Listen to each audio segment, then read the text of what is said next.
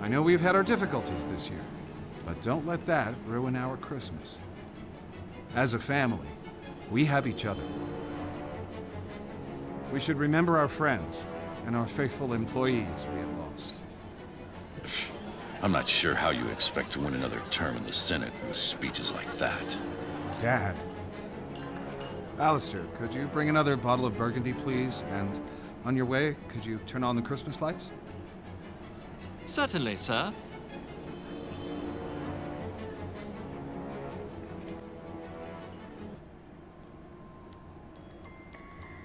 Okay, so I think I'm going to move right into this next case, because this one's sort of fun. We get to do a New Year's Eve murder with everybody in plain sight, including the detective, so this should be interesting. And if we just look at Agnes's tab real quick, we can see that this has now been filled out. We woke up in the middle of the night to get the rat poison. With the rat poison, I will let her know what happens if you break one of the cardinal sins. Father will be pleased. And pleased he was. Alright, so our butler, Alistair. It seems that everyone is having Christmas dinner in the dining room. Only Alistair is away from the crowd. Perhaps I could find a way to get rid of him outside. Make it look like an accident, of course. So if we check our little hint here. My forms can be many, my uses can vary, but when I'm solid, I might be slippery. Okay. So that's a bit of a hint here. Before we leave our room, we're going to pick up the water bottle. And we'll take a look at who's all here for Christmas dinner. It's kind of lame that they've left Lucius all alone upstairs. I mean, you know, he's part of the family. He's a kid. You'd think that they would let him come and eat supper, but I guess that just gives me more of a reason to kill every last one of these bastards. So let's just take a quick look around and see who is here. We've got Susan. We've got Michael, our driver. Detective McGuffin. We've got James, who is a character we haven't met. Fabius, who is our grandfather. We've got our father, Charles. We have Javita. Our mom, Nancy, she's here as well. Tom, we kind of heard the name Tom earlier, but we haven't met him yet.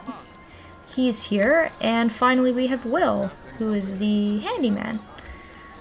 So, awesome, okay.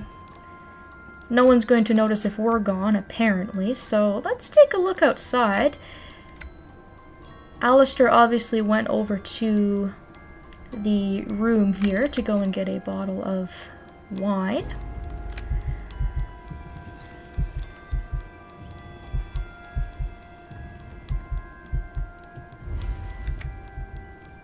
So let's speak to him here. Play outside, be careful. The ground can be very slippery. Indeed it can. Maybe that's a bit of a hint. The slippery ground, the ice. Okay, so I think he's already lit the Christmas lights, so maybe we can mess with those in some way. If we turn off the Christmas lights, it might alert him to come outside and see what the problem is. We also have this very, very sharp icicle around. And what else do we have around here? Ooh, we have a switch. Aha! So if we turn the lights off, it'll cause Alistair to come out to inspect. What do I have that could carry water and doesn't raise any suspicions? Well, we have the water bottle. I could have done that first, but that's alright. As long as we have something to lure Alistair out there, he should come outside and fall right into our trap whenever we're ready for him. So let's come to the kitchen and let's fill up our water bottle with water. Let's put that back in our pocket for now. I have some concerns about your son's development. If it's at all possible, And let's go back outside. Now he's turned them back on. He's just said, obviously, are you messing with me? Don't bother me, you know, that kind of thing. You're in the way, kid, which is something we get an awful lot around here, apparently. So let's teach him a lesson. Let's put the water down to make a nice, slippery pool of water. Let's turn the lights off again.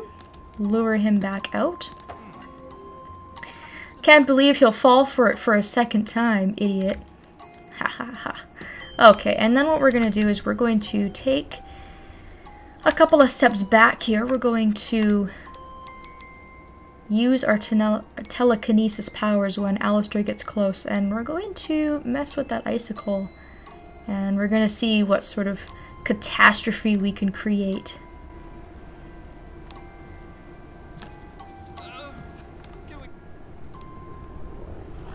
Lucius, quick! I must have put my back out.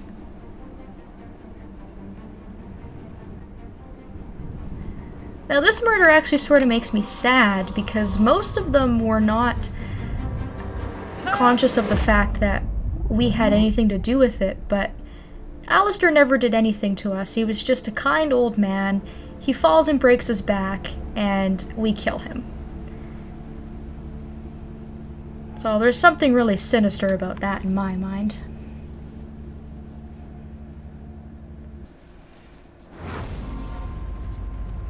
But we have offered another soul up to Satan, so he should be pleased.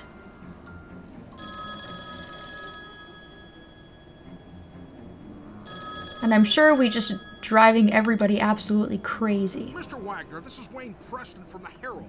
I wonder if I could ask you some questions about the recent deaths at Dante Manor. This is a private line. How did you get this number? 5 deaths within a few months. It's quite a sensational story, Mr. Wagner. The public needs to know. Winter Hill Police Department. This is Senator Charles Wagner. Please put me through to Detective MacGuffin.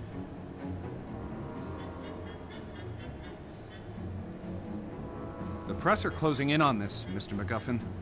I have an election coming up, and I can't let this get out of control. I sympathize with you, Mr. Wagner. These journalist types are like vultures around every sad case I get.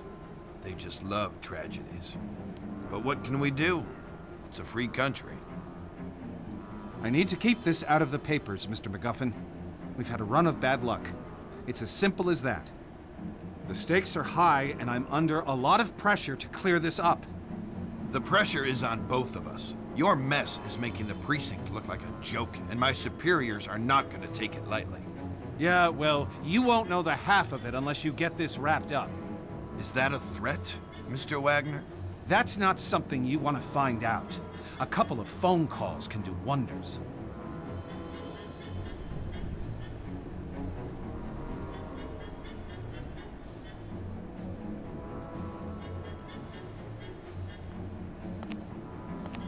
Detective MacGuffin.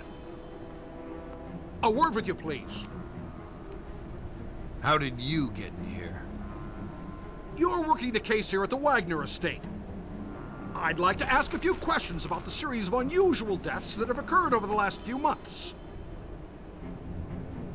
Now listen to me. You leave those people alone. They've had some bad luck is all. They're nice people, and they need space to get over their losses, okay? And if I find you anywhere near this house again, I'll run you in. You got it? I was almost ready to bring in the Latina maid. I was planning on searching her room, hoping to find a bottle of rat poison or a padlock. But suddenly, it was too late. Seems that Tom Wagner, brother of Charles, had an affair with 2 of the maids. I guess one of them found out and wasn't happy about it. Can't really figure out what they saw in that guy. I mean, he was mooching from his brother and doing God knows what in his dirty little film room. When we searched that room, it was a sick pervert's nest. I mean, they had a kid in that house. Little did I know about this kid.